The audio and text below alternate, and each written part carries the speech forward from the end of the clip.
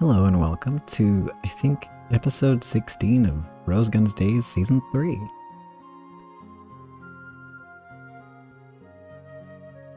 Alright, that's the first, relatively normal intro I've done in a while, I think. Time to wrap it up, pack it in. See you next time. Oh boy. Yeah, no, normal intro until I ruined it. Because of course, I can't let that stand. Not really. That's not how we operate here. How it normally works is I say some random stuff. I go on a little ramble. This is the ramble, by the way. And then I tell you about the content warnings for this series and for this season specifically. I also tell you that I don't know what's going to happen in this episode, so if there are other content warnings needed, I will cut them in, and there will be timestamps to skip the scenes in question if you want to. So check the description for those if I tell you about them.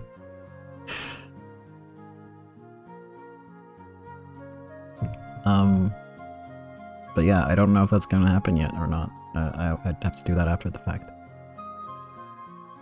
So yeah. With that said, what are these content warnings that I'm talking about? Well, here's your content warning for this season of Rose Guns Days. I said that so... like I was reading an ad. What the hell? Okay, serious business, because these are here for a reason. Content warning for violence and gun violence, racism, sexual content including mentions of assault, misogyny, alcohol abuse, mental health issues like trauma and depression, and mentions of human trafficking. So keep that in mind. Well, anyway, why don't we just move on with the summary of what happened last time. So last time, Alan and Mei Shui were arguing about Alan's belief that the Japanese and Chinese people in City 23, and in the whole country, really, will never be able to get along because of just old pain from the war and the disaster that interrupted the war that was going on and all that stuff. And, Mei Shui understandably gets angry and storms off, leaving Alan kind of baffled because he doesn't know why she's so upset, because she didn't really give him any hints that, or even, yeah, just he's got nothing to work off of. He does not know what is going on. Meanwhile, the GHQ is setting up to lay out all the intel they have on Primavera and the GDS. Gabriel is planning to use Butler's knowledge of them against both of them, both groups, to wipe everyone out because he hates the Mafia, and he's willing to get his own hands dirty to do it.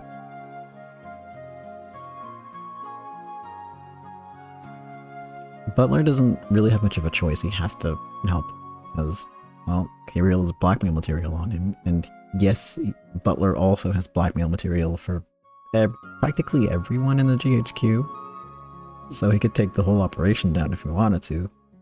But that does leave him in an awkward spot where he has to cooperate, but they can't, get rid of him outright, so he's kind of stuck. So that doesn't really bode well for him, honestly. He's having a bad time. Richard, meanwhile, I say meanwhile as if these things are all happening at the same time, but no, that is not the case. Time does pass in this series. Not that the summaries that I do would indicate that at any point. But yeah, at some point, Richard meets with Alfred, formerly known as Crazy Alfred. He's there to talk about Davis, and that goes a little differently than expected. Not only does he offer Alfred a lot of money, he even goes as far as to offer friendship and an alliance. And I'm not talking about friendship with Primavera here. I'm talking about friendship with Richard. He's basically saying, hey, let's be pals. But what happened before is all said and done. It's over. We're good. We understand each other. We... Don't ask me how. You know, I know that you didn't trust Rose before, and now you know that she's serious about her goals, and I also know that you would never agree to work with Primavera because you want to fight Leo again if he ever comes back, and obviously he would be on the side of Primavera. Which Alfred is very pleased by, it seems, because he's like, yes, finally someone gets what I'm doing here. So yeah, there's an offer on the table for friendship and cooperation with Richard. Now, Alfred doesn't accept right away, technically, but, you know, they crack open a bottle of, I think it's wine? I remember it being wine. And it seems like he'll accept that offer of friendship soon. And that is where he left off. And that sounds like a very short episode, but yeah, no, there was a lot of talking, there was a lot of serious stuff being discussed, and I don't know, maybe I'm getting better at summaries? Probably not. Probably not.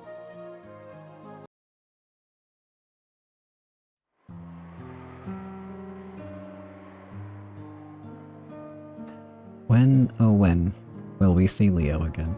Is what I want to know.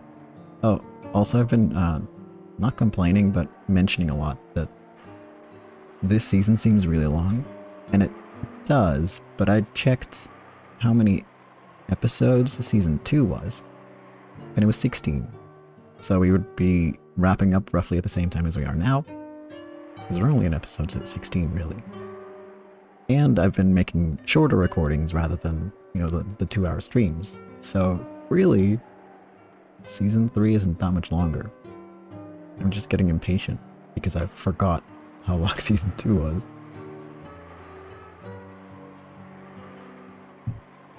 And that's because any number over 10 just flies out of my brain.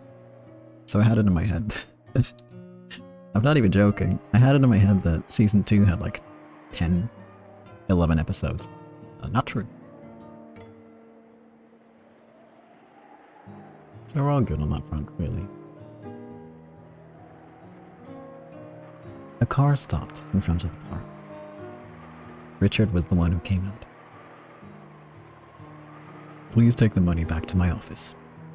Good work today. I can't believe Alfred didn't take the money. He's a faithful man. Even he has a cute side to him, don't you think?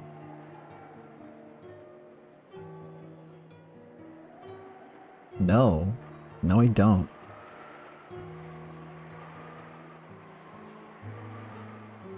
Wayne, please agree with me for once. Okay, we're just ignoring that. Okay, fair. Alfred hadn't accepted the attaché case with the money. Reminder, that was 10 million. That money was supposed to be a sign of their friendship, so he said he couldn't take it while he was still pondering his answer. Oh, so he might take it later?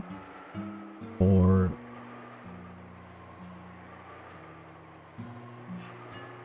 we'll see. Wayne had half believed that Crazy Alfred was a lizard in human form. He wasn't a person you could even talk normally with, much less become friends with. Okay, Wayne does agree with me. Thank you. For once, the voice of reason. Don't let me down, Wayne. That's what he had believed. I never imagined you'd be able to sweet-talk that crazy man. I guess this is the power of money. Or is it because of your talent? Not at all. It's because of Yuji.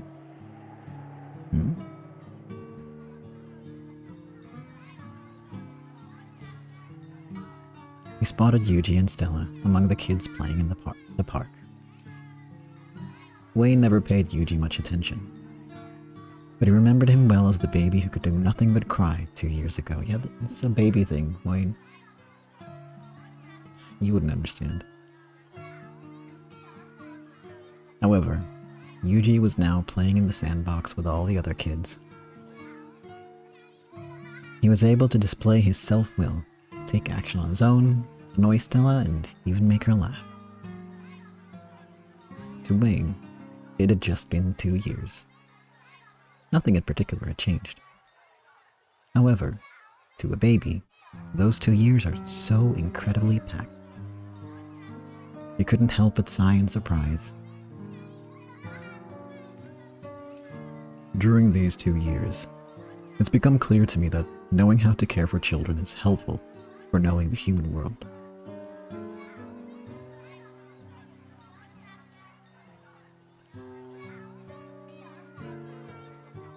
You think I'm just talking about how to care for a baby. Not at all. Why is he crying? What doesn't he like? Why is he happy, and what does he want from me? There can be no greater training for interpersonal relations than trying to make sense of a baby's ahs and oohs, gees and hogyas.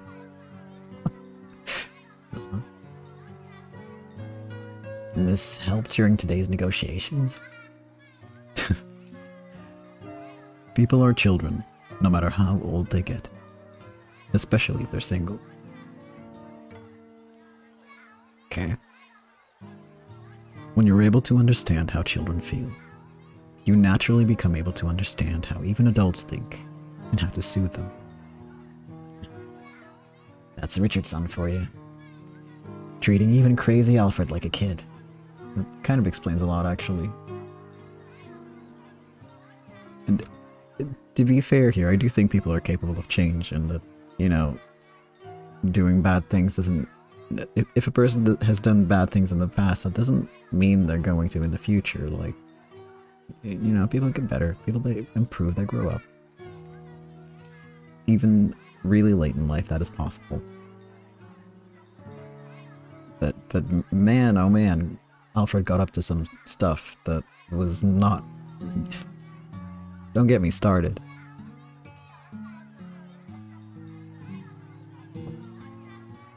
So to then be just like, oh, let's be pals, without him having shown any kind of, like, intent to change or not do something like that again is a little wild, but I also get that it's necessary. And it's still a better plan than assassination. Anyway.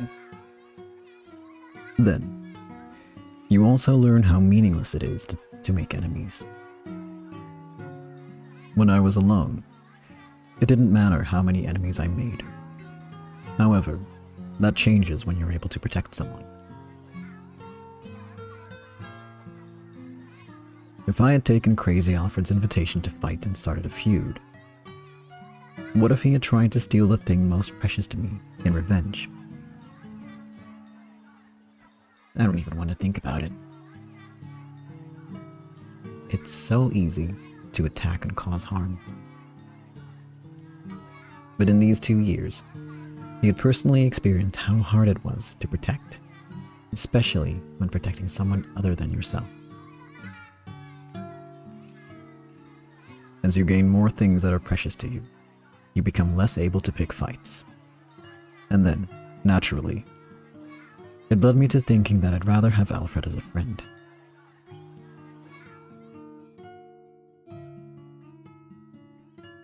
Richard hadn't sought friendship with Alfred for some tactical reason regarding the underworld balance of power.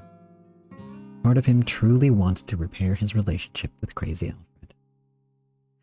That was why Richard's proposal of friendship had Alfred so flustered. As a villain among villains, he had seen the eyes of scum many times. For that reason, he must have sensed something in Richard's eyes that he had never seen before. I guess it might help if someone else makes the first step, you know?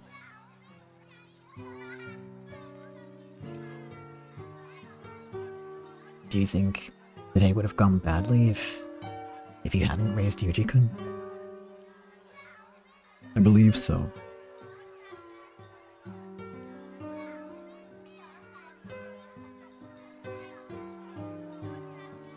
You... Oh, that came out way too high. Hold on. Retake. You will probably be blessed with a child too, someday. Then, you'll understand.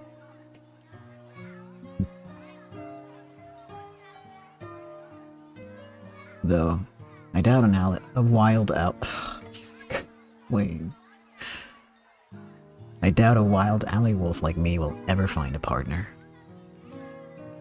Everyone says that when they're young. Even Stella has been saying it wouldn't be so bad to get married lately. Find love, young man. It's about time I started hearing your stories.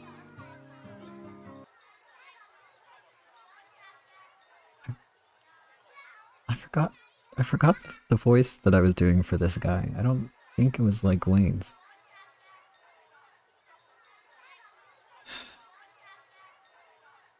I forgot.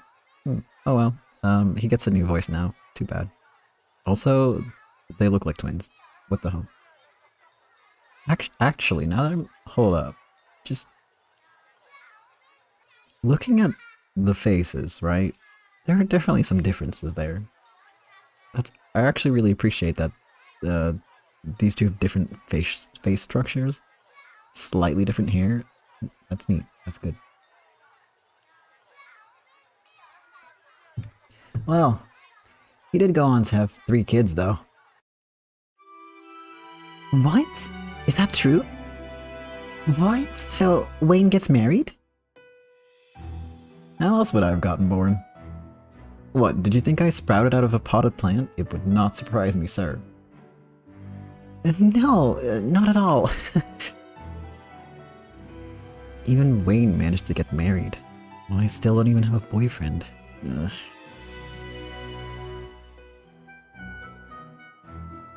A policy of bachelorhood is the final rebellious stage young people have, and one they ought to get over quickly. In other words, even he became an adult in the end. When Toratsugu brought in tea and mentioned that Wayne had had 3 children, Julie was astonished. Which meant, actually, there was one question she just had to ask. So, Wayne, no, I mean, Advisor Uedera, who did he end up marrying? Well, that's something I can't just tell you directly. What a shame.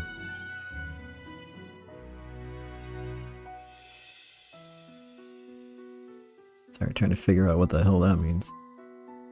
And if you'd register with my invitation ID, I'd be able to tell you.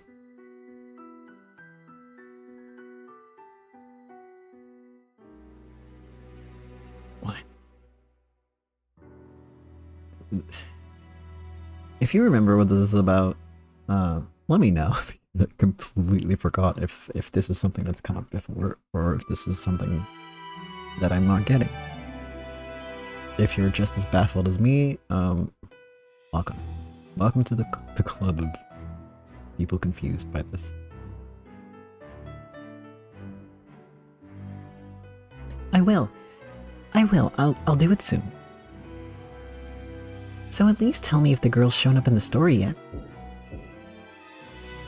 And at that moment, there was a knock at the door, and the person in question's voice drifted in. Madam, forgive me for interrupting while you're talking. Too bad, Julie. Then that'll have to wait until later. Aw, dang. Advisor Uedera, why'd you have to walk in then?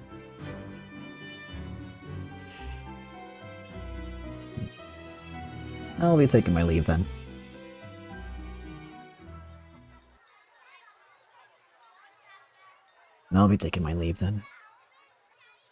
If Alfred agrees, then we practically have Davis on the cutting board.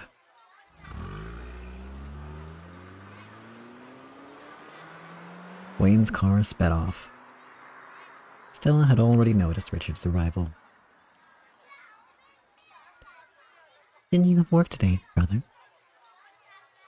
I just finished. I just happened to be in the area, so I decided to drop by. Hi, Keith. Consigliere, isn't it a bit dangerous to be out without guards? Oh, who might you be?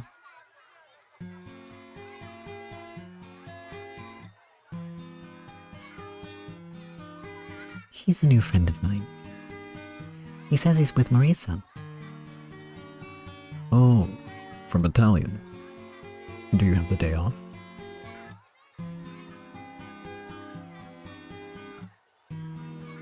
It's my job to get called by them whenever it's convenient for them. That sounds difficult. We'll have to tell Maurice to show some consideration for his subordinates. Yuji seemed to be totally comfortable around Keith. Though Yuji was supposedly shy, he treated Keith like family. Because he saw this, Richard wasn't suspicious of Keith, even though they were meeting for the first time. I could have sworn they met before, but I'm probably remembering that wrong. Come on, Yuji. Papa's back. Say, welcome back, Papa, okay? No!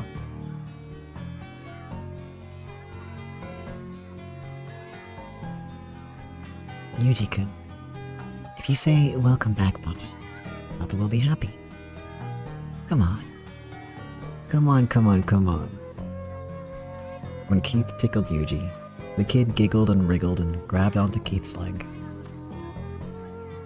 Yuji, it's getting chilly out. Shall we go home? No, no! You still haven't played enough? I'll play more.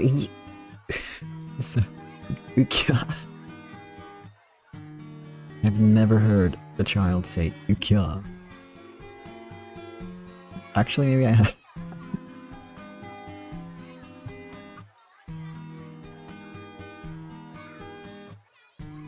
He really likes you. He looks forward to meeting you at the park every day. For a while, Yuji sumo wrestled with Keith's leg. The sandbox suddenly caught his attention, and he ran away. Finally released from the child typhoon, Stella sighed. He really is fickle. His interest shifts from one thing to another. It keeps getting more self-centered. I'm barely hanging in there. That's normal for a 2-year-old, don't worry about it. When you try to feed him, he says no. When you try to change his clothes, he says no.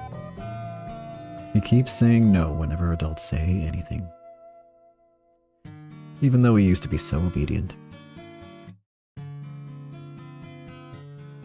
I hear that's called developing his self-will. When they're born, they're nothing more than animals that eat and sleep. But then they get self-will. I think it's incredible. I hear this guy's had to take care of little brothers in his hometown, all of whom were much younger than him. My family had a lot of kids. For me, it was just normal to take care of my little brothers while carrying a baby on my back. That explains it. I was noticing how good you were at playing with Yuji. I love kids, after all. They hold the chance to make any dream come true. It's so much fun to imagine the limitless futures for these kids. I agree. And it is both exciting and worrying to wonder how these children will grow, and what sort of future they'll face. That's what I love about kids. With these kids, I'm sure we have a good shot at turning this crappy country into one where neighbors truly help each other. Children are the treasure of a nation. I understand that now. even though he had been clinging to Stella and Keith so much a second ago. Yuji was now happily engrossed with playing by himself in the sandbox. It was tiring to hover about him all the time, but it was also a bit lonely to see him start playing off on his own.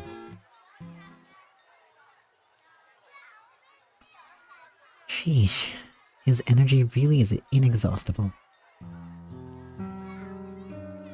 Lately, Stella had been busier than she'd ever been before. At night, she attended association establishment meetings as Rose's representative, and she played with Yuji all day, every day, caring for him. With every day so excessively busy, Stella might have been wearing out a little.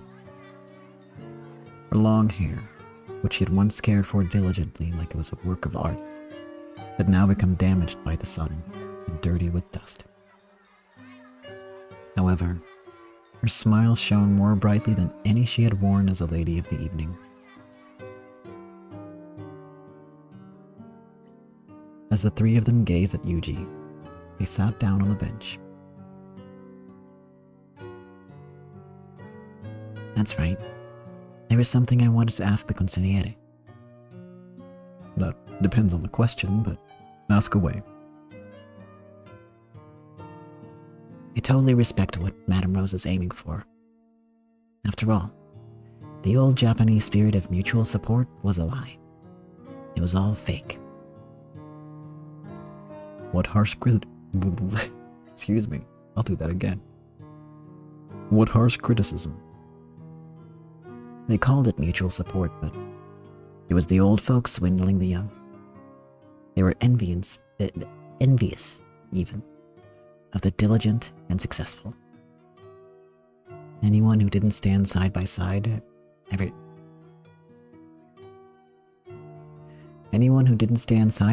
everyone else was ostracized. If you stepped forward, they'd push you, and if you were too slow, they'd still push you. They were jealous, scornful, the worst parts of humanity. That's what the Japanese truly are. I've experienced it so much, I'm sick of it. He says he had a really rough time, in a Siberian prison camp. He saw betrayal by his countrymen, ruthless treatment, and the deaths of several young people. How sad. And did that lead you to losing hope in your countrymen? Less losing hope and more being disillusioned. Well, everything turned to ash, you could say. That's why it was basically a relief when the great disaster occurred and that whole world was crushed.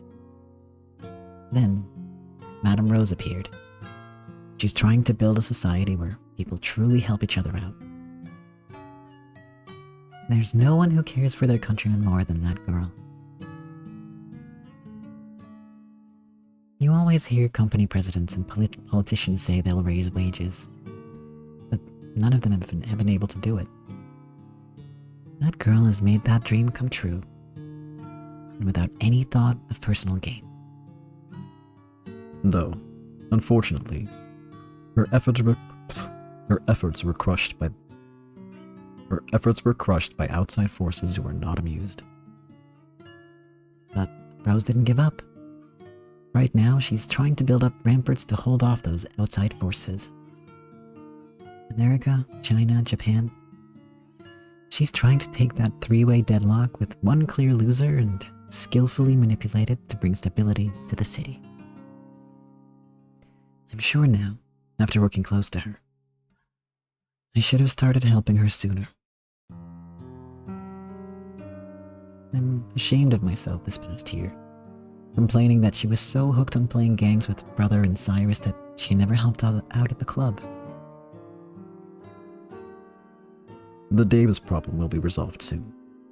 Once the association's establishment has been decided upon, the weight should be lifted from Rose's shoulders. Sorry, phone bleep.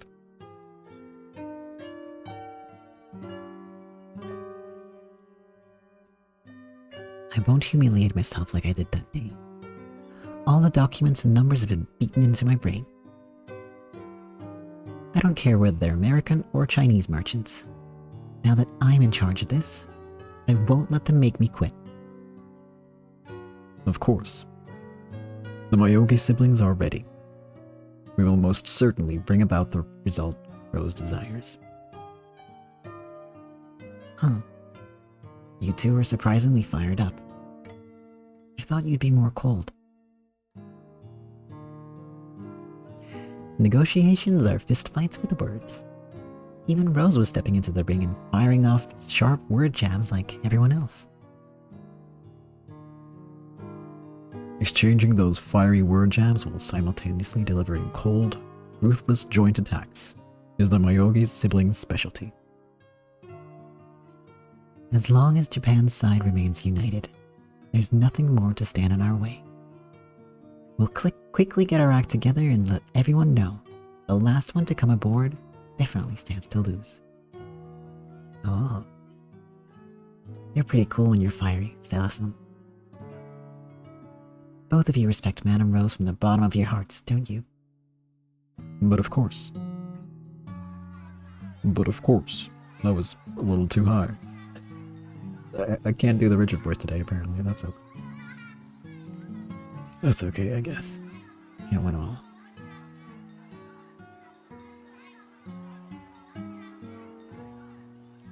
Please talk to Rose yourself if you get the chance. No, I mean, you should definitely talk to her. Otherwise, you won't know how serious she is. Well, I'm just a single foot soldier. But still, yeah, if I get the chance, I'll do that. After all, I got a chance to meet someone as incredible as the Consigliere. Of course I wanted to talk about this. You never asked the question, though, did you, Keith? Oh, thank you, Richard. Come to think of it, you had a question for me, didn't you? Let's hear it.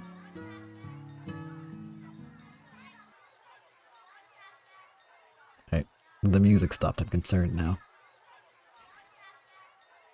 This ideal society Madame Rose is aiming for. Do you really think it could be made real? Of course it can. I mean, we're going to do it, so it can be done. It is possible. That I can promise you. Oh, sorry. I wasn't doubting that. That's not what I meant.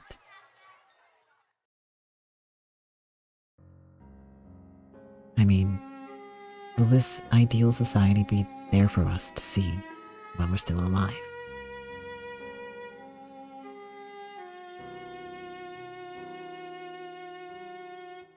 Stella tried hard to respond, but she had trouble sorting out what she would say.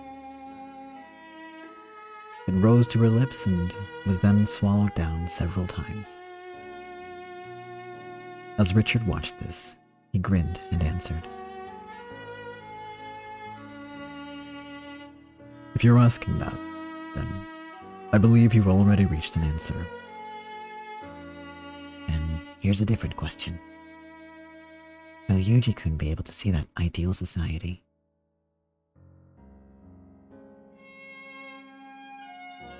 I would like for it to come true during Yuji's generation. However, I'm not so optimistic as to believe that it will happen.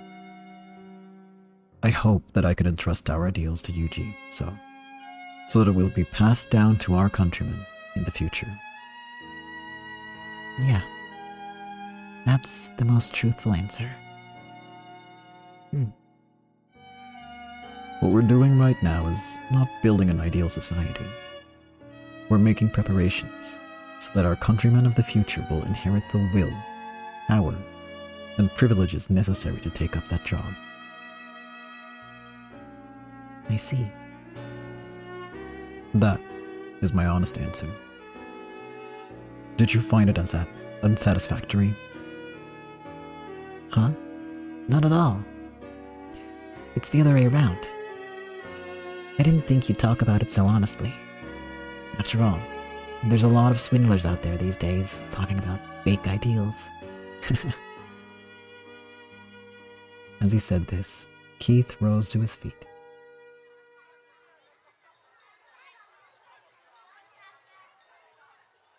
I once thought the Japanese should be swallowed up by the Americans and Chinese and disappear. That thought's gone away completely. How could we ever let them swallow us up? That's yet another reason why we must help each other as we live. We must make the people understand that this is the only way to protect our culture and traditions in the future. We must not be destroyed. I am certain we will be reborn as a resilient Japanese people, survive. Yeah. If we got destroyed now, that wouldn't be any fun. I'm starting to think it's worth fighting one more time, to pave the way to the future for those kids playing over there. Thanks, Keith. I feel the same. That's why I quit as a lady of the evening. After quitting, I've been thinking. It's so boring to work only for your own sake. Now, I'm living life to the fullest. Because I know how wonderful it is to be able to fight for our future countrymen. And for Yuji. Yuji and the kids playing in this park. They are that ideal society of ours, where people help each other. And I am certain they will pass on to their future countrymen the strength and resilience needed to avoid being swallowed up by formidable foreign powers.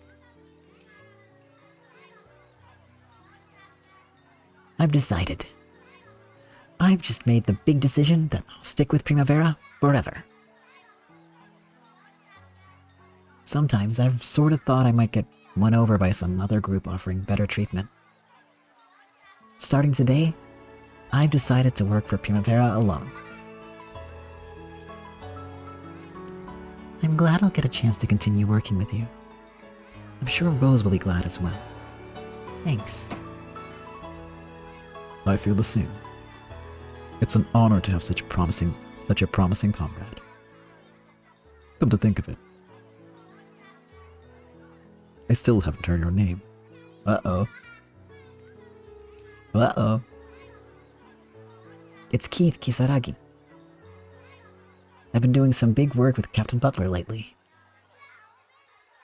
I sure hope word of it's reached your ears, Consigliere. Oh, apparently that's not a big issue at all. Richard not worried about, his sister hanging out with the secret assassin crew that he's been ordering around. Okay. Oh, that was you. I have heard of it. Maurice introduced you as their most talented sniper. A sniper? Now there's a surprise. You're an expert with guns?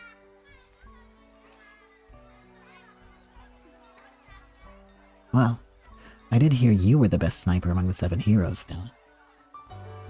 You're joking. That rumor's a lie. Leah would be laughing at me. Keith, it pleases me to hear such reassuring words from you. Allow me to thank you in Madame Rose's place, as Consigliere. I'm glad I had a chance to speak with you. I would like to speak with you again if the chance presents itself. However, is this meeting of ours a coincidence? Guess you figured it out. I did meet Sera-san and Yuji-kun here by coincidence. Then I figured, if I stop by here regularly, I might get a shot at meeting the Consigliere someday.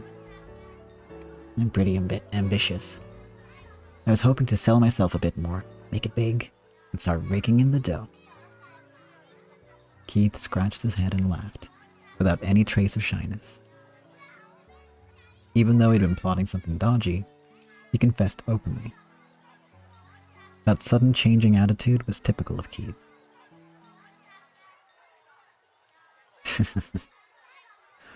What an honest young man. I can't say I dislike your sort. Great. I get pretty serious about the kinds of people I get along with, and those I can't. Very well. Once your current job is finished, why don't I invite you to the pasta gathering, in honor of your service? The pasta gathering? You mean that rumored meeting of Primavera execs? Well, it does seem to have become that somewhere down the line. At the moment, being invited to participate in that is considered Primavera's highest honor, I believe. And I'd like to introduce you to Rose and Meryl. If you can form an acquaintance with the other bosses, your status in the family will rise. You should be able to find better treatment and better jobs. Normally, the pasta gatherings could only be attended by those of crew boss status or higher. However, people who are being granted a I can't read today. People who are being granted a special honor would sometimes be allowed to participate just once. This sort of special invitation to a pasta gathering was like receiving a medal in Primavera. The bosses would be forced to honor the one whose participation had been granted, and acknowledge their status. Of course, this meant the bosses would get a chance to see them up close, which left plenty of opportunity for advancement. In some cases, it was even possible for people to be transferred to a different crew, where they would be given a higher rank. Even those 3 wandering dogs, who had once been granted this honor, had now moved on to separate crews where they received special treatment. Oliver had regained his lost respect in the wild dogs and was now serving at Wayne's side. By now, he'd been entrusted with a section of Wayne's turf, becoming a mid-level leader with subordinates of his own. Charles had transferred to the Rich Bamboo. While working as an apprentice dealer, it was said he learned several things behind the scenes as the boss's pet project. His talents had been acknowledged by those around him, and it was hoped he would grow to someday serve as the boss's right-hand man. Nina had gained respect within Meryl's faction, and was now allowed to serve as an attendant to a famous high-class girl, where she repeatedly came into contact with executives. That came out sounding more like a Pokemon, but yeah.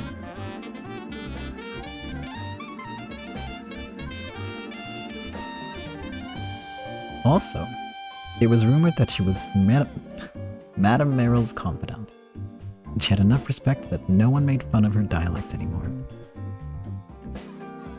I'm getting fired up. Hope we learn where our target's hiding soon. Fear not. We'll learn his location shortly. Is this a conversation I should pretend I never heard? It's about that Davis Degawa. This young man and his partner, Alankin, experts in battalion-style negotiations. Would these negotiations happen to come with the pop of a champagne cork? Ah, I like that metaphor.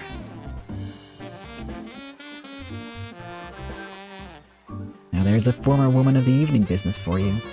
Even your examples are fancy. So, a pasta gathering as a reward. I can't stop shaking with excitement. Wonder when we'll hear about that hideout. Alfred's a plain man. I doubt it will take long to hear his answer. At best, it may come tonight.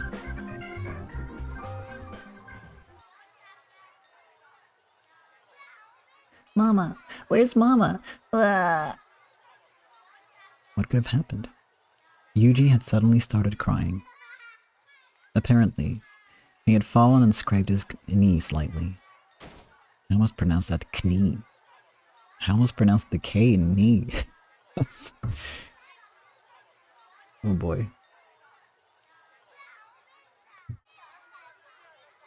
Stella and Keith rushed forward, and Yuji jumped at them, grabbing onto their legs. They calmed him down, getting his spirits up and saying it wasn't a wound worth crying over. Richard couldn't help but smile at the scene in front of him. Keith.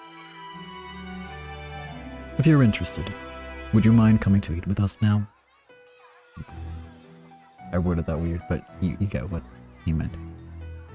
Yuji will be happy. Please come if you want to. Thanks for the offer, but I'm on call for that job right now. Well, I believe the first news of that will reach me before it even reaches your boss, yes? Oh, right. Did you hear that, Yuji? Big brother Keith says he'll eat with us. Childish giggling. Yuji-kun, I'm gonna put my life on the line fighting for you. Thanks to Yuji, we 3 single people have found a family. It's all thanks to him. Thank you, Yuji. Sounds like we even get to eat together today. Pretty cool, huh? More childish giggling. Keith! That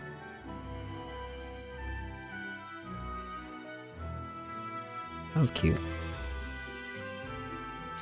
And the whole time I was waiting for like the shoe to drop and something terrible to happen. It never came.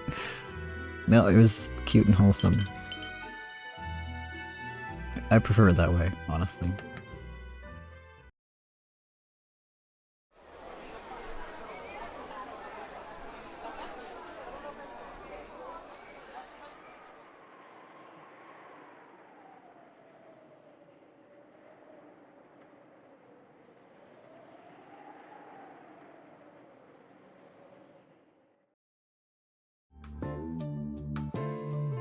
Hey there, Meishui. Are you not feeling well? Young lord? You looked sad. It's such a waste, with a beautiful face like yours. Please forgive me, I was just thinking. I saw you wear that expression twice, back on campus. Oh, is that so? In other words, you must have said something that wasn't in your heart to someone close to you. Jilong, the young lord, silently pulled out a chair and sat down. He did it in a graceful manner, one which made the simple act of sitting in a chair seem refined. The two of them had been school friends at college in England, where they had been studying overseas. Later on, they had become estranged when Mei Shui found out that her brother had become a GDS exec, with Jilong the son of his leader. Mei Shui despised members of the criminal underworld, so when she discovered this, she said more to Jilong than she meant. Jilong hadn't let it worry him, but for a while, Mei Shui had been regretful and gloomy. That was the first time Mei Shui had worn the expression she was wearing now. The second time was when she broke up with her English boyfriend. They first hit it off while having candid, direct discussions together. They'd grown more and more frank with each other as they got closer. However, they took it a bit too far. Their usual fiery debates would sometimes spark the wrath of the other. Mei Shui had mistakenly thought of a lover as someone with whom you could share your undiluted thoughts and opinions. That was why, when she met Alan, she had decided to hold back a little for his sake. However, she was now wearing that same sad expression a third time.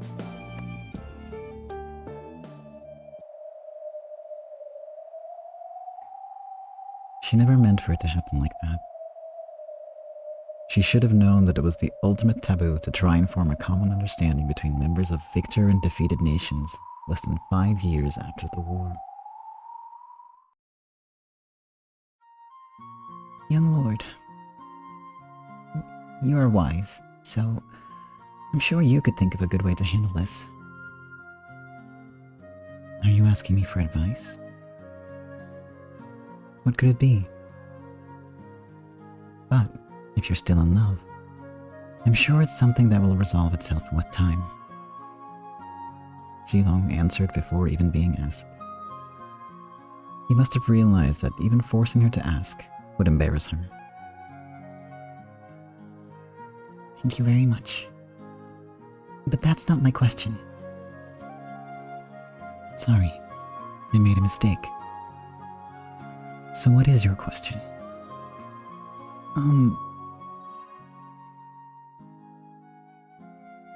How would it be possible for the Chinese and the Japanese to get along?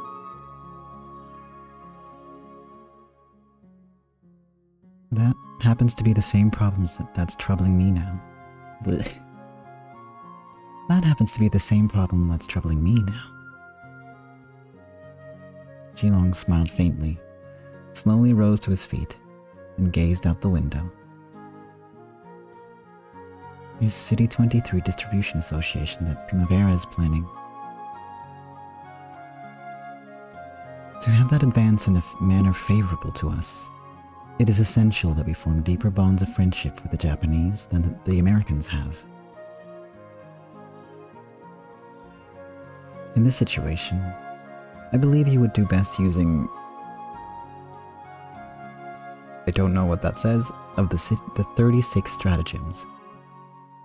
Point at the mulberry tree while cursing the locust tree. And what's that mean? Simply put, you criticize a third party while explaining why the one you're speaking to is better than this outside group. In that way, you play to their pride while also making them reconsider their own faults.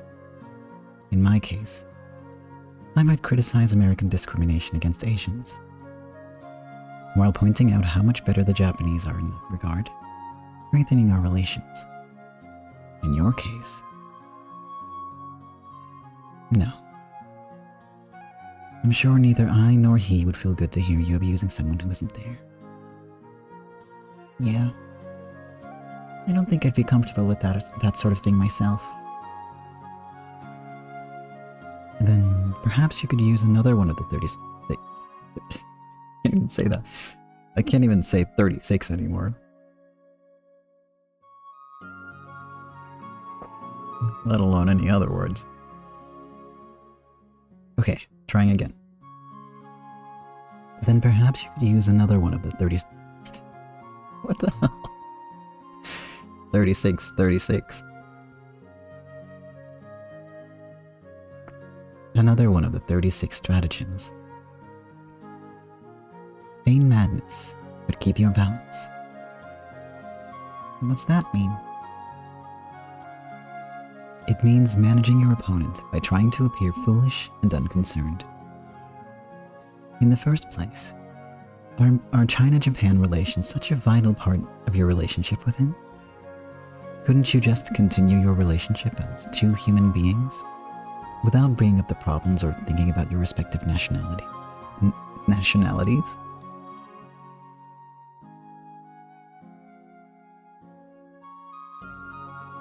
I'm not talking about fooling each other or pretending the issue doesn't exist. Isn't there some way for us to truly understand each other?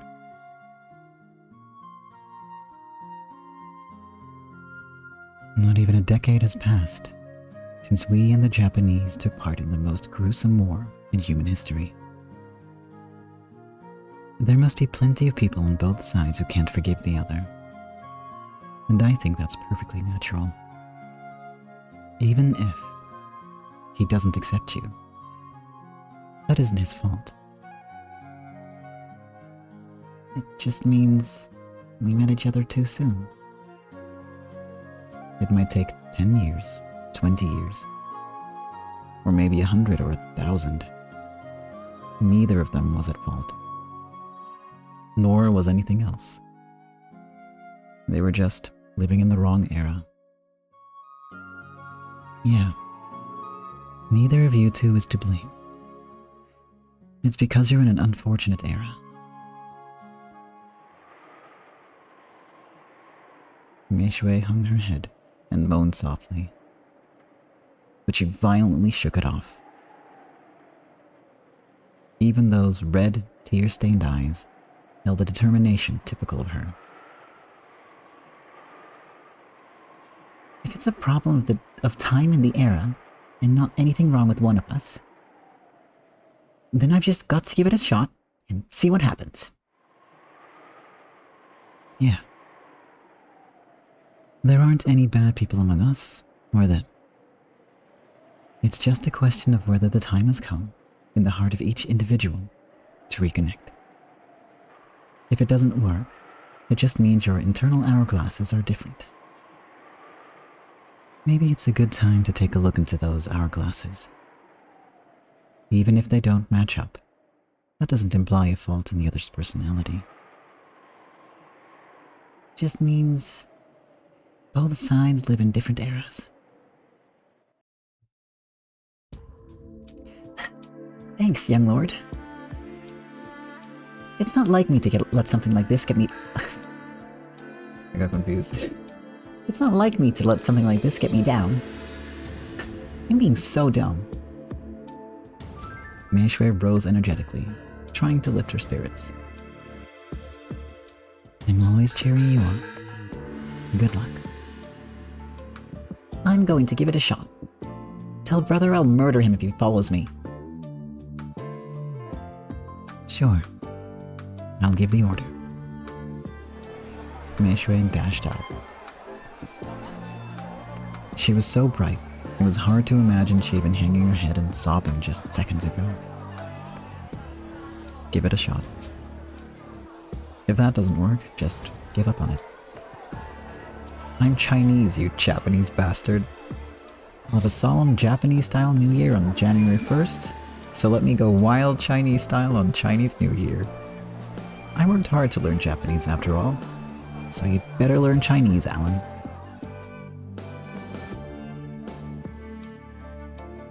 Mei Shui was sure that this sort of youthful, no-regrets, honorable defeat was the only jumpstart that could bridge the gap between these nations. Good luck. Alan had told her once about the bar he worked at. It was still a bit too early to be called night, but he might be there already. She wanted to see him right away. She wanted to see him, hit him with her true feelings, and see whether he would still accept her. As usual, the downtown area was filled with laborers who had finished their day's work. The bar would probably be packed with patrons. Would she really be able to miraculously find Alan amid this swarm of drunks? She believed. If they truly loved each other, then surely... I don't know if that's how that works, but good luck. The real question is, does he actually work at a bar? Oh, well. Yuki-chan. Alan, this is a first. I've never come to see you before. Alan stood up with a vague smile. He had never worn such a strange expression in front of her before. There's something I really wanted to talk to you about. Yuki-chan, I'm so sorry. We just, had an urgent job come up. Liar. Until just a second ago, you were chatting there with your friend, weren't you? You started looking uncertain and making for the door as soon as I showed up. Yeah, because he's doing mafia business, most likely. But, yeah. Wait. Please, at least listen to what I have to say. I'm sorry, I'm so sorry. I'll call you once this job is done. Wait. I'm sorry, I really am. I love you, Yuki-chan. See you later. It was such a rare declaration of love for him. Looking apologetic, he literally ran away from her into the crowd. Alan, No.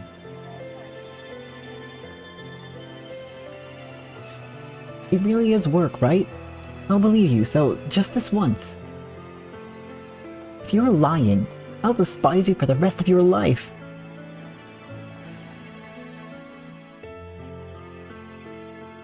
Will it be impossible for us to understand each other after all? It's impossible for the Japanese and Chinese to ever understand each other.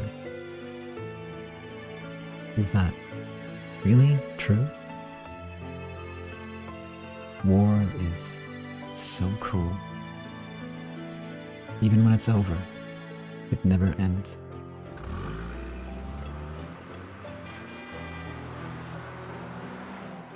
Told you he doesn't work at a bar.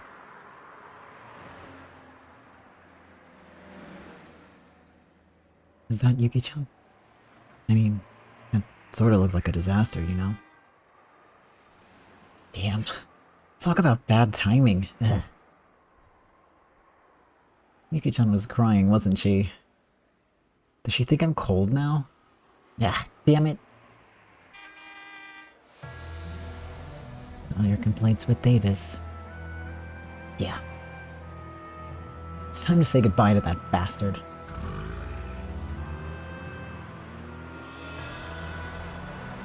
The time it took for Alfred to settle his heart was apparently far less than even Richard had guessed.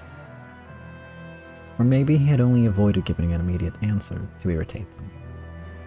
Alfred had agreed to an alliance with Primavera, on the condition that he would never speak to anyone but Richard himself. And with that, Davis's backing was gone. No one would find fault with a gun pointed at his forehead. Still, Alfred really did like to do things his own way. After wrapping up Davis for them, he didn't just hand him over.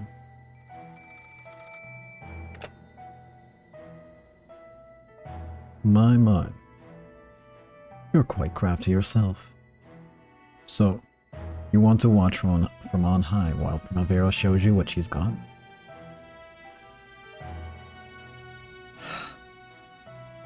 I'll be so happy when he doesn't show up anymore. And it's literally purely because of the self-inflicted awful accident that I'm making myself do. For no reason, by the way. I could have just opted out. I could have chosen sense. But no. Sorry, my friend. But please, grant my wishes too. And anyway, my people have no pull on the police and MPs.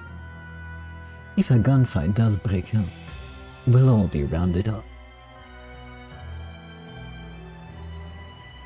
Alfred offered information on Davis's hiding spot, but he refused to help capture him. He said he wanted to watch and see how Primavera finished Davis off. However, in truth, his decision had been a prudent one made as a boss. He needed time to confirm whether his friendship with Richard was real or not. They hadn't been working together long enough for him to be sure this wasn't some sort of trap set by Richard. What if, when Alfred's group went to capture Davis, a squad of police came out of hiding and rounded them all up? At the current moment, he could still suspect Primavera of setting such a trap. Alfred made a prudent decision and only told them where Davis was. Richard realized this. They had only just begun to build trust. It would be too harsh to ask for any deeper cooperation.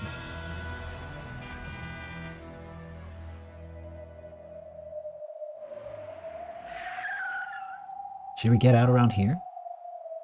Sure. I was just thinking I wanted to feel the wind on my face. I was just thinking I wanted to feel the wind on my face. Emphasis was wrong there. The car stopped on the shoulder of a road in a desolate group of storehouses. There was no one in sight. Almost like a ghost town. When they opened the car doors, a strong sea breeze blew in. Is this where, Caleb's old hideout was? It was a harbor district near the ocean. They picked up the bag and guitar case loaded with the tools of their trade and slowly got out of the car. I like it. It's totally desolate, just perfect for our line of work. That's interesting. Why do villains always gather in places like this when their time is near? So it's like an elephant's graveyard? Villains know they can't die anywhere decent. Imagine dying in a rusty ghost town like this. Poor guy.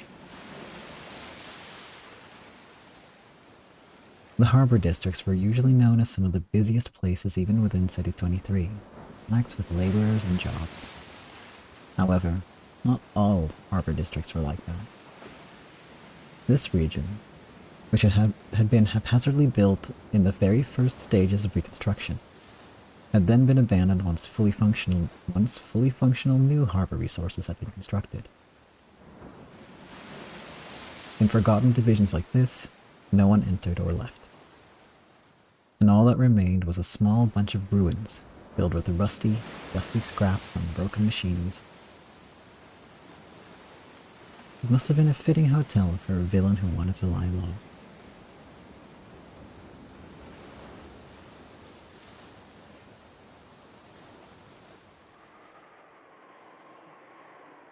Davis was hiding in an office on the second floor of an abandoned storehouse. It was a perfect spot for villains trying to evade pursuers, and plenty of that sort had used it ever since the Caleb family era. The hideout offered by Alfred was underground, so when Davis started complaining about suffocation, he remembered this place.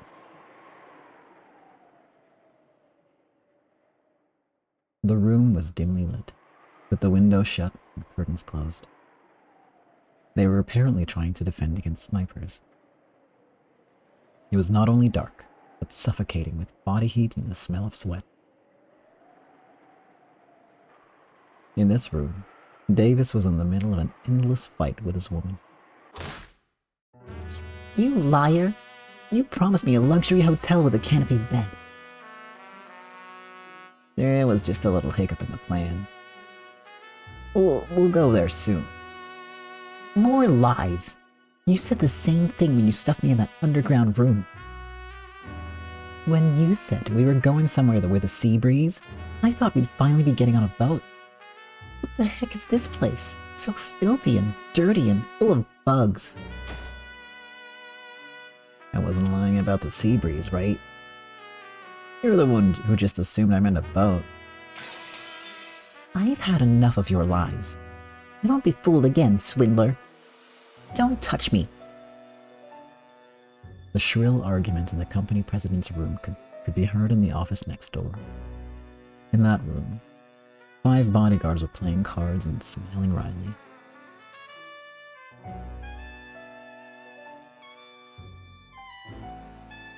That swindler and shitty woman make a perfect couple, don't they? And anyway, what part of that suspicious bastard could she have fallen in love with? Women never admitted when they're terrible judges of character. I already forgot all the voices I just made up off the top of my head, so it's gonna skip around.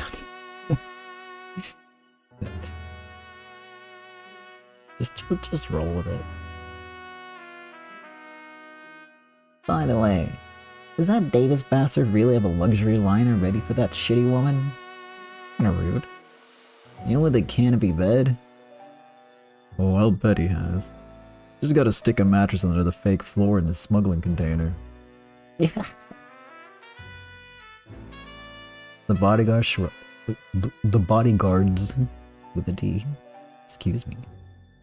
They shrugged and laughed crudely. Still, I know we let him employ us, but he is one shitty bastard. You know, I really think there's gonna be more in it for us if we just grab him and take all he's got. Oh no, we'd better not. I hear he's crazy Alfred's bosom buddy, right? Right now, they were being employed as Davis's bodyguards, but they were usually underworld loners unattached to any group. Even the underworld has a code that must be followed. These losers, who couldn't even follow that code, who constantly piled up sins in their desire for drinking and gambling money, couldn't earn the trust of any family. Any higher level of villain would have refused to work as a bodyguard for scum like Davis. No amount of money would be worth guarding a man with so many enemies. At that time, they heard the metallic sound of someone coming up the outside staircase. However, they only heard one person. And he was walking with such a casual gait. And anyway, messengers from Alfred came here sometimes. So, while the bodyguards did stop playing cards, they didn't seem especially tense. Knock, knock, knock. Knock, knock, knock. Someone knocked on the door with a peculiar rhythm. It was a pattern the cautious Davis had created to show that the person coming was an ally. Yeah, unless your ally sells you out. It proved that whoever was knocking was connected to Alfred. Heck, I've got a guest. Tell our employer. Nah, leave him be. He's in there romancing his girl. Thomas, go answer that. Might be a care package from Alfred again. Sure thing. That Alfred guy is actually pretty considerate. Didn't you know? It's a pretty... I keep inserting letters that do not belong in the words that I'm trying to say. It's a pretty big rumor that he treats his underlings with beasts. The man walked up to the... The man walked up to the door and peered out the peephole. He saw a grinning young man with a large shoulder bag waving at him. He seemed a bit too annoyingly friendly for one of Alfred's men, but, well, even some villains were like that. Hey there, brother. What can I do for you today? Care package from our boss. He said to tell Davis hi. I see. I'm opening up. Normally, the bodyguards would have been a bit more cautious. However, he had used the knocking signal, and Alan's friendly smile had basically set the mood, so the man opened the door amiably. Amiably? Pick your favorite. Hey there, brother. Damn, it's hot in here. That's what happens when you pack this many people into a hole like this. The cool outside air feels great. Shouldn't you get a little ventilation? I mean, how many guys you got packed in here? 5. Well, 7 if you count our employer and his woman. He just loves to work up a good sweat. Can't get enough of this stench.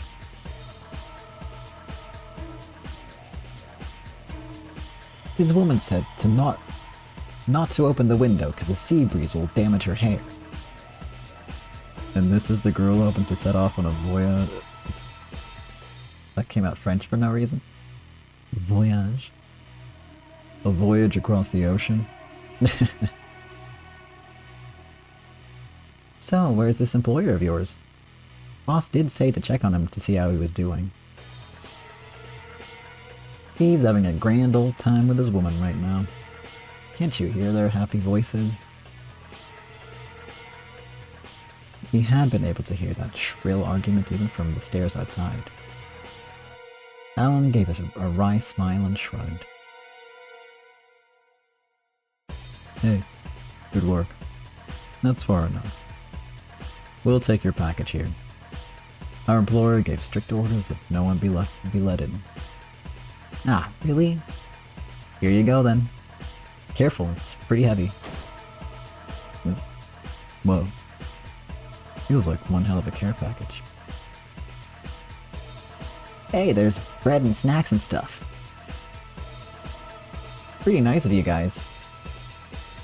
The bodyguards set aside their card game and gathered around the bag, which had been set on the floor.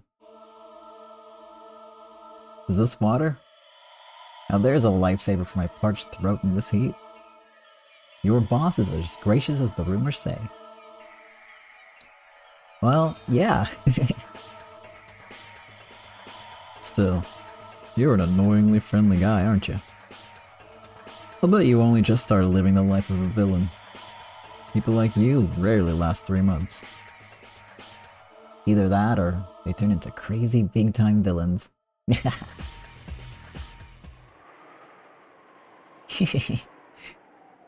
Then I guess that makes me the latter. Ready.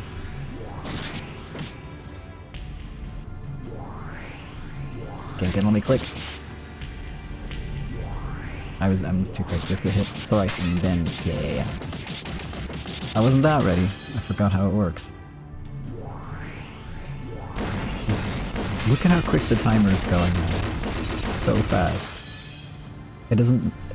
Again, reminder, this doesn't matter. There's like nothing tied to how well you do in these mini games aside from the high score, which is just a number. I'm just a tryhard. Okay. Yeah, no, that's just it. What's that? Let go of me, bitch. Excuse me? Dude.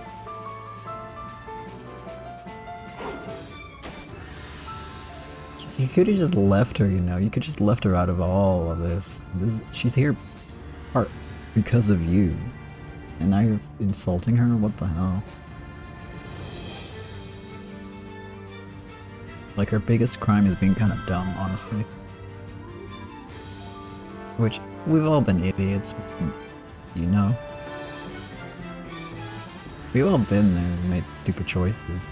That's not a crime.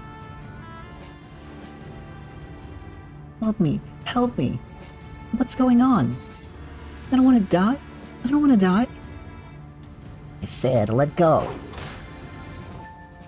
As the woman instinctively grabbed onto him, Davis unrestrainedly punched her in the face and violently pushed her away. I'm glad he's about to die. Davis moved fast.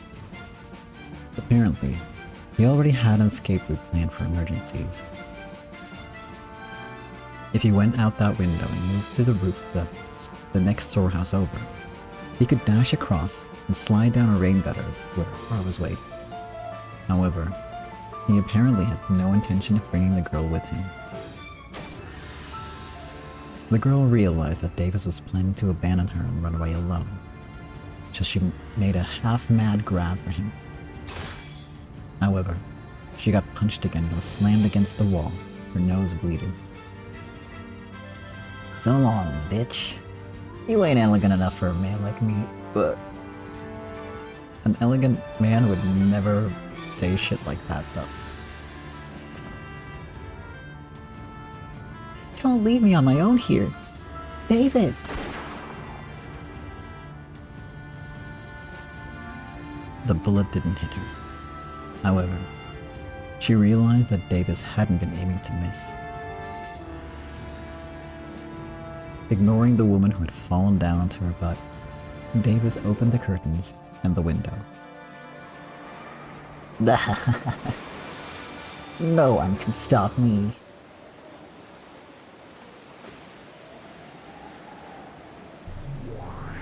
Debatable.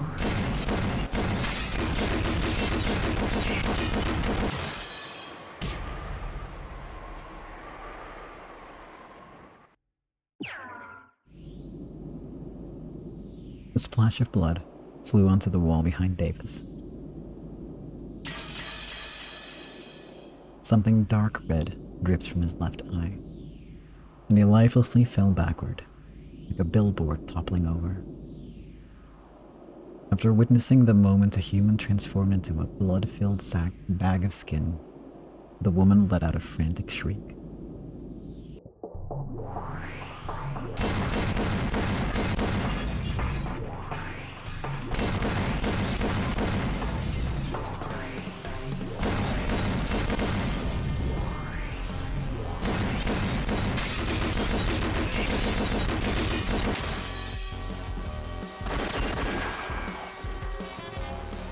Give it up, brothers. You lie low until this Davis business cools down, you won't have to be erased. Or... do you want to go through with this till the end? You joker. Did this guy bust his way in here alone? We've got the numbers. Give the signal and have them all pouring in here all come pouring in here to finish this. Enough, you guys. Your guns are shaking. You aren't really suited to being villains. You wouldn't last 3 months, yeah? The men who are trying to play tough finally learned what a true villain of the underworld was like. And for the first time, they quivered in fear. They now knew a true killer. Someone who could ruthlessly pull the trigger without letting his carefree smile slip for a moment. Was it a team of the ruthless sniper Keith and Alan? It was just he. Was it a team of the ruthless sniper Keith and Alan who was just there to lighten the mood? Not at all. Only the dead knew the truth. They knew who was the true killer, who could carry out a job with utter cold-bloodedness. Cold? Yeah, I read that right. Just checking. Now! Die, bastard! Die, die, die!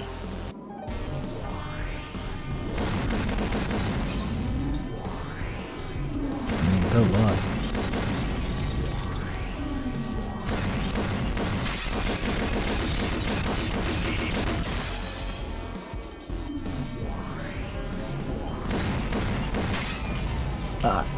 Too slow.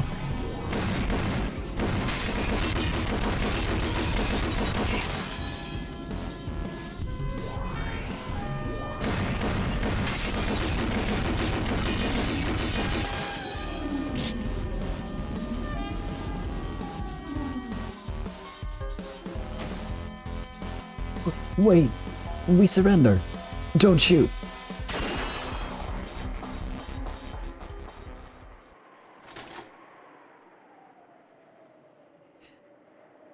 Didn't your mother ever tell you to put your gun down before you surrender? Don't blame me. This is just work for both of us. After checking that the bodyguards were done for, Alan slowly approached the president's room. Then, cautiously holding his gun at the ready, he slowly opened the door. From inside, he could hear the choked voice of a sobbing woman.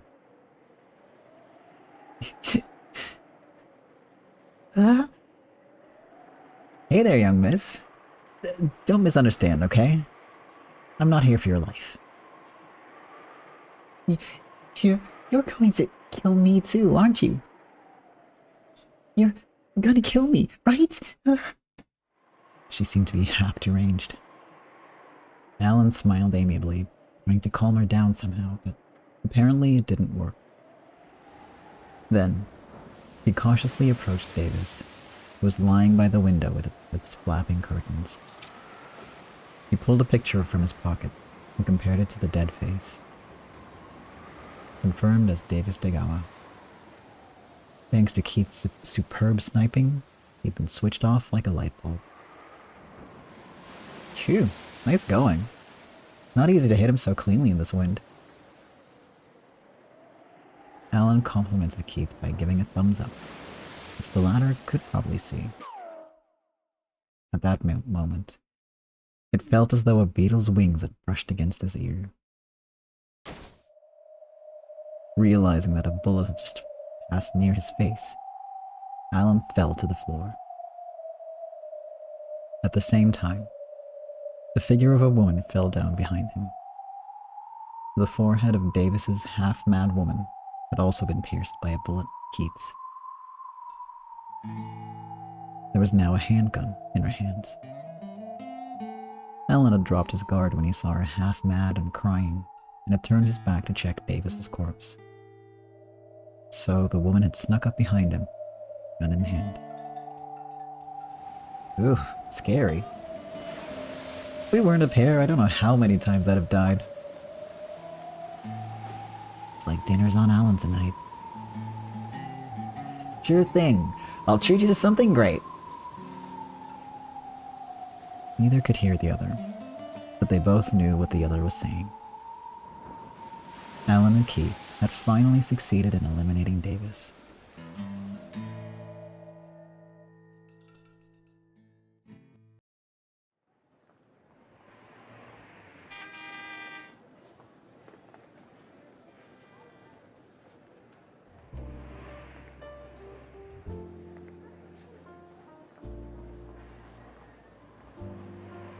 With Davis gone, everything else would proceed as Primavera had arranged.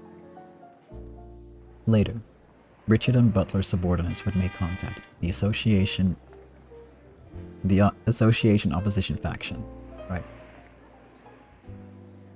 They told them that Davis was a swindler who had taken their money and run away. When they mentioned that Davis was wanted in several other cities, that faction turned their back on him immediately. I told you I wasn't sure we could trust that man. You see, it's not like we were ever trying to cause trouble for this association of countrymen. We were just... He probably told you to leave it all to him, since he could handle both of our groups. It's an old trick of his. Claiming to mediate trouble while actually fanning the flames before running away with the money. It's a habitual crime for him. How terrible. So, Richardson, we were fooled by that man? In the first place, we should talk to each other directly to solve issues between us. We don't need an intermediary anymore. There's no need for such a suspicious man as him. What would be best for all our countrymen living in City 23? That is what we need to discuss together at our leisure. Indeed. As soon as their leader was gone, things moved quickly. Even they had found Davis a bit suspicious. They had formed an opposing faction because Davis stood at the brunt of all attacks. But none of them wanted to get in a fight with Primavera directly.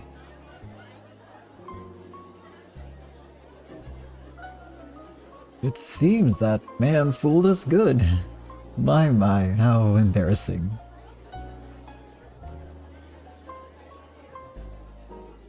My hope is that we will form a city where our Japanese countrymen can continue to live inside Tokyo. To do that, we must have a foundation to make deals on an even playing field with American and Chinese merchants. Ah, yes, quite true, quite true. I have no reason to doubt you anymore. Merchants must be the servants of all, supporting the lifestyles of the people. We have no intention of withholding our support for the sake of our countrymen. Yes, indeed. After this, dealings and bribes proceeded as planned, and it was expected that the establishment of a City 23 Distribution Association would pass easily. Davis did make quite a mess of things, but he was useful in just one way. And that was building a list of those in the opposing faction. Even if the establishment vote passed, those people would probably continue to hold a grudge. Having a list of people to watch out for from the beginning was huge. Now, they'd probably just have to take their time and make those people agree from the bottom of their hearts.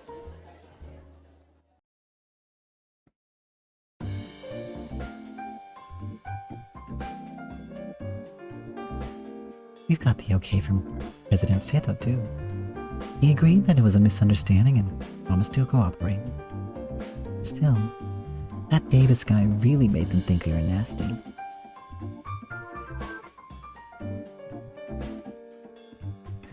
We're outcasts, after all. It's easy to make people believe things about us that may or may not be true. Thanks, Stella. Thanks to you, we managed to resolve a lot of misunderstandings. If there's something even I can manage to do, it's not a job you have to do. Please leave the club to Meryl, and leave to me all those things that you shouldn't have to do. I'm truly grateful, Stella. I've got to keep trying harder. What? No, Rose, you need to chill. Girl, you need to calm down. And like go on a holiday or something. You need to take time off. See, Stella agrees. It's the other way around. Please take it easier and easier. I agree.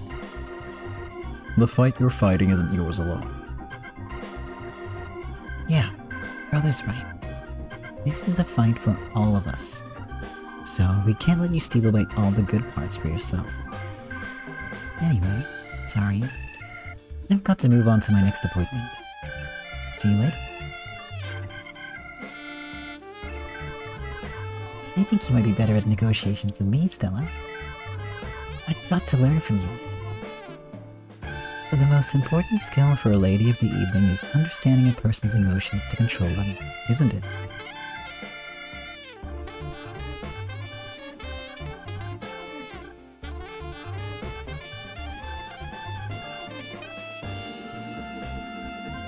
I'm not sure what she means by this, but Like the name of Primavera's #1. I've got to cleverly convince them too. what does that mean? Am I crazy? What does that mean? We're moving on.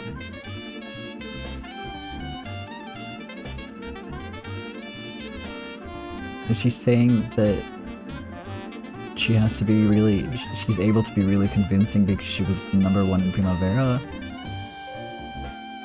Because that's not how that was phrased at all. Huh. But I said we're moving on and immediately returned to the thing I was stuck on. Instead of moving on. Ugh. It seems you're living life to the fullest. But make sure you get enough rest. Of course. See you later, Rose. Wayne, could you find someone to get a car? You working hard? Of course. Rose worked so hard she fainted, right? You better make sure you work that hard too, okay? It's crazy for me here too. Now I've got to deal with all those problems you just left lying around. Sitting around even. You'd better work until you drop too. Hey, your car's here, so go knock yourself out. You too. Go and get knocked out. I love these two. Frantic days of deal-making. The young execs ran about to the best of their ability. Though it was still half-formed, they could feel a sense that everything was steadily moving forward. And so, Madame Rose's plan moved another step forward. Gathering the distribution net in City 23's Japanese community into a single unit was a massive project. By managing matters so that no particular camp gained too much power over distribution, they would be able to preemptively stop economic domination by those with malicious intent. To each individual merchant, it may have been unpleasant, as though their ability to exercise personal judgment had been stolen. However, if they placed too heavy an emphasis on commercialism, in the long run, they would end up selling away their ability for discretion. Merchants had been tempted by the foreign wealth offered by Wanli in exactly that way. They tried to sell City 23 away. Even to Rose, it was undesirable that personal rights should be suppressed to serve others. However, she also thought that matters should be managed so that personal rights taken too far didn't harm the rights of her countrymen as a whole.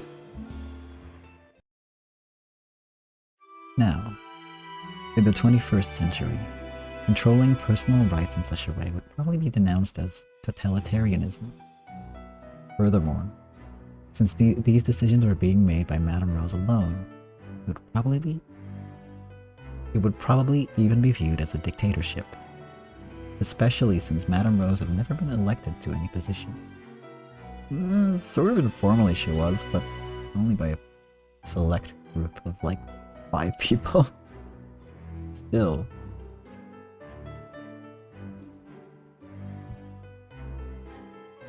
However, now that they had become a minority after the Great Disaster and losing the war, liberalism and democracy weren't necessarily appropriate. Such ideologies only work in nations that have seen a certain level of prosperity. When a house everyone lives in catches on fire, can the situation be resolved by liberalism and democracy? With liberalism, which prioritizes the right of individuals, everyone would try to escape first. Everything would end up burned to a crisp. And with democracy, the whole house would burn down while everyone was debating how best to resolve the situation.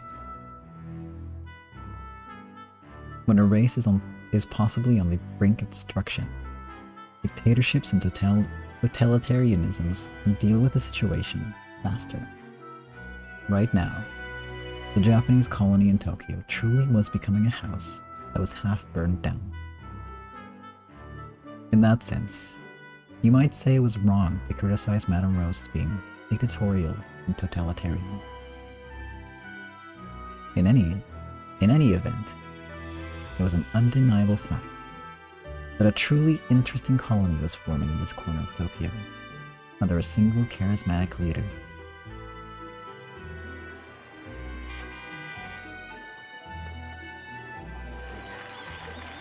As a result, we have approved the establishment of the City 23 Japanese Countrymen Distribution Association.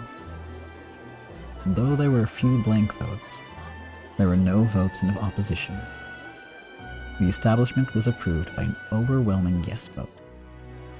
Those who had been dashing about to support this vote went around shaking hands and hugging, complimenting each other. Congratulations on the vote, Madame Rose. Thank you. Now there are no more problems remaining on our end. It looks like it. Now we only have to deal with issues between us. I would like to move forward slowly and surely in dealing with those issues. There's no need for you anymore. We women will handle the rest. That will not do. For the sake of her countrymen, the GDS must not withdraw. Please stop using that stiff sort of Japanese speech, okay? It's getting pretty annoying.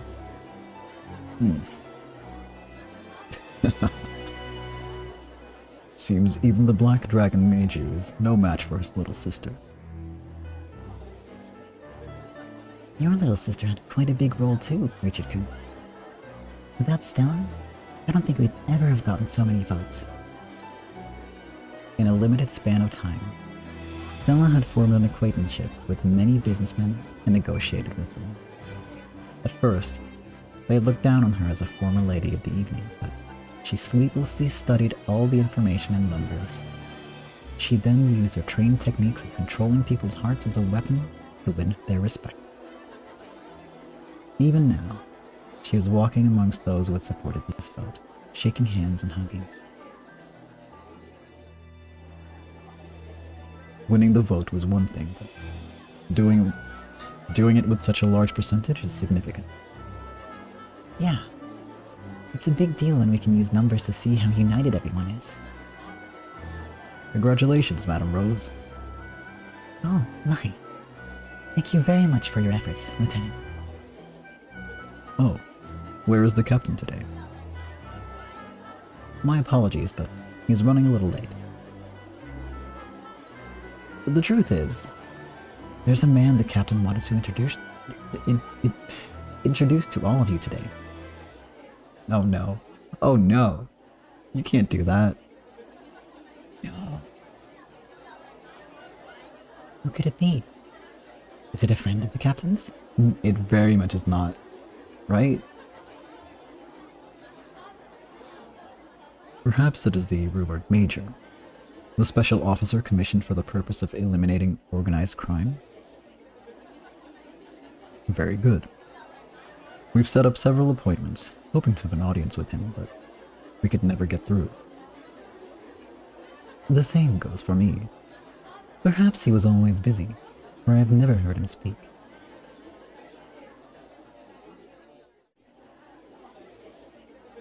Of course. Why would a major commissioned for eliminating organized crime meet with the mafia?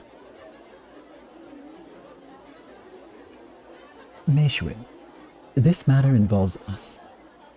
You must go over there. Yeah. And then she yells something at him in Chinese. What's up with Meishue? She looked mad. I don't have siblings, so I'm a bit jealous. Well, there are times that I am jealous of you. I don't really get it, but I'll take it to mean brother is bad-mouthing me. You misunderstood. How? No, he was absolutely bad-mouthing you. Imagine telling someone standing next to your sibling, I too wish I sometimes had no siblings. Richard, what the hell, man? Jesus Christ. I'm starting to see why Richard-san and I get along so well.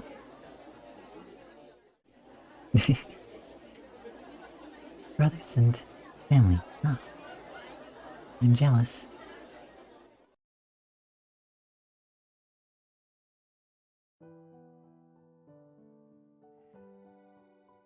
Wayne, who always stood in wait behind Rose, was probably the only one who heard her talking to herself. He finally understood. There was no doubt that Rose was a saint with noble ideals. However, she really was a human, not an angel. And to think of it, even Wayne had never heard about Rose's family. He'd heard once that her father was a Greek, but didn't know anything else. Who had ever taken notice of the loneliness of this person, who always reached out a helping hand to the lonely? On that day, Wayne finally understood. Rose was no angel. She was human. I'd be impressed, but also, well, I mean, I guess I'm impressed because it's Wayne and the bar is low, but really?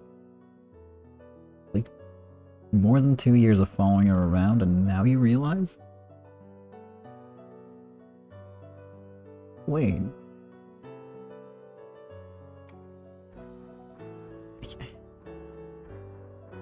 God damn it, Wayne.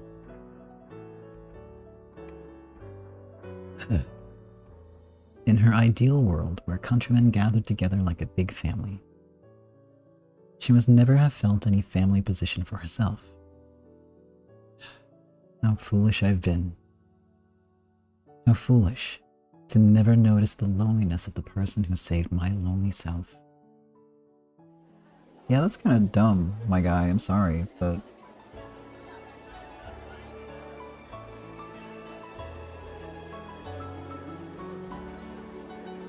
Rosa. What is it? we can do it. We can all become a single family. Aren't you already a family? You're already a family, though. I mean, yes, it's a mafia family, but that's still... I mean, he's trying, so he gets points for that. Thanks, Wayne-kun. But I have a family of my own. After all, you are the first family I ever had. See, you're already a family. those words, Wayne decided to dedicate the rest of his life to her. Even now, when he's known as the Consigliere, he has never forgotten the words and the smile from that day. That's really sweet, actually. Pardon me, but he has arrived. It seems the captain and major are here. This is no place to talk, so perhaps we could move to a different room. Major Gabriel Kubara. I can't read, I swear. Major Gabriel Kub. I can't read, apparently.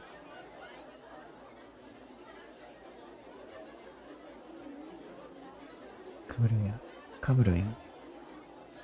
Major Gabriel Kaburoya, was it? If only we'd known we'd get a chance to meet him today. We could have at least brought him a greeting present.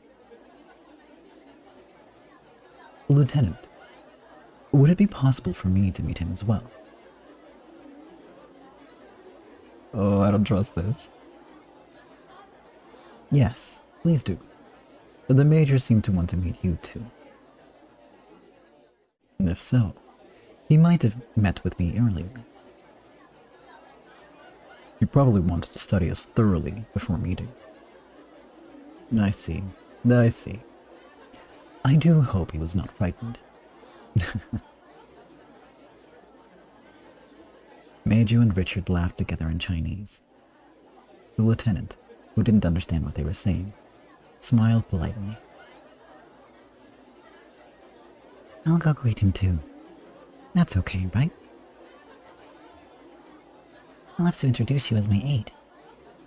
I do hope he's the type you're good at dealing with. Leave it to me. As long as he has a censored word in there.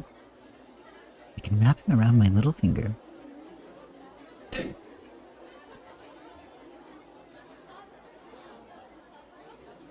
I like to imagine that when she actually said that sentence, it just came out as a bleep.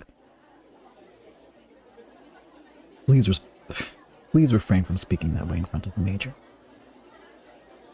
Everyone, this way, please.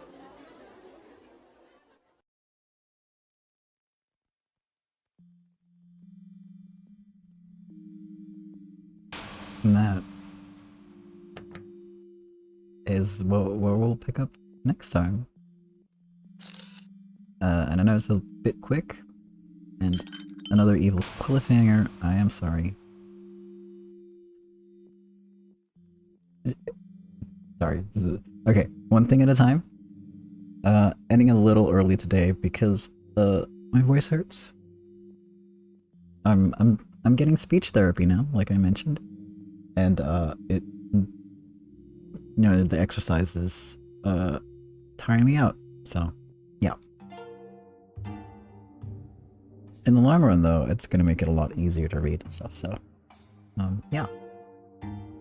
But apparently, the way I use my voice sucks. it's not good.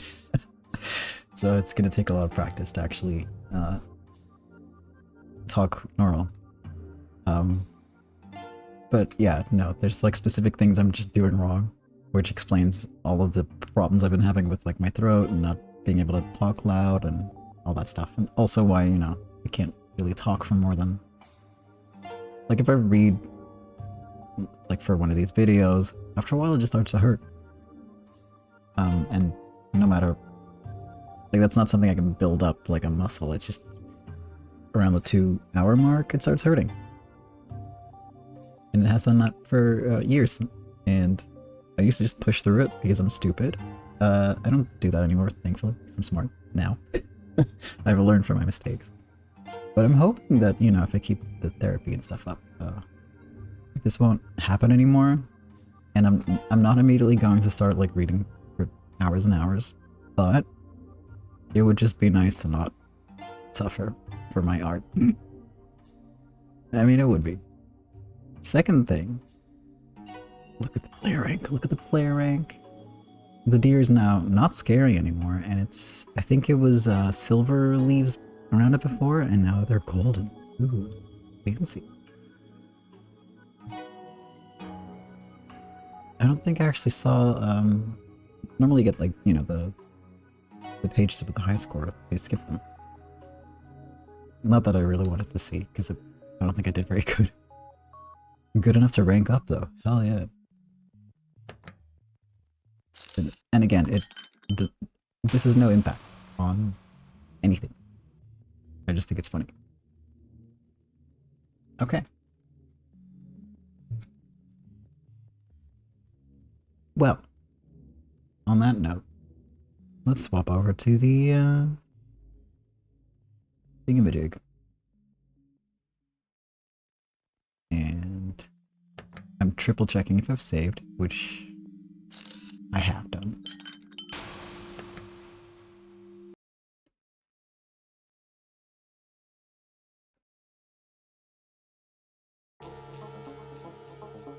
Okay.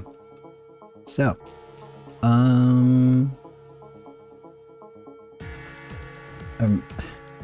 I took a bit of time off for building a backlog, and then I did get, you know, I did do some recordings.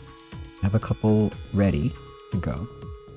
Not as many as I would like, and then I got really busy, and then my voice sucked for a while. Just cause, not even from the exercises, but just in general, I was just in pain a couple days. So I'm a little behind again. Like, I'm already running out of backlog videos. So there might be some more breaks here and there. I know I promised that wouldn't be the case, and then circumstances beyond my control happened that made it happen anyway. So, you know, just letting you know in advance, there might be some breaks here and there. Because I can't always, well, I can't keep up apparently. It was not meant to be. Well, maybe it'll go up better than I think. I do have more time off coming up, so get some time off, you know, like a non-workaholic. I mean, I'm not a workaholic, so that's good. What I am, though, is a rambler, and I'm currently rambling, and I'm going to now stop rambling. So, yep, no, that's all I needed to say for next time. And until then, I hope you have a good day, week, year, night, morning, afternoon, and have a good ramble every now and then. You know, it's good for you. Yeah. Thank you so much for watching. I hope you had a good time. I had a good time. I hope you're enjoying the series. In this episode in particular, because, you know, a lot happened. And I'll see you again next time.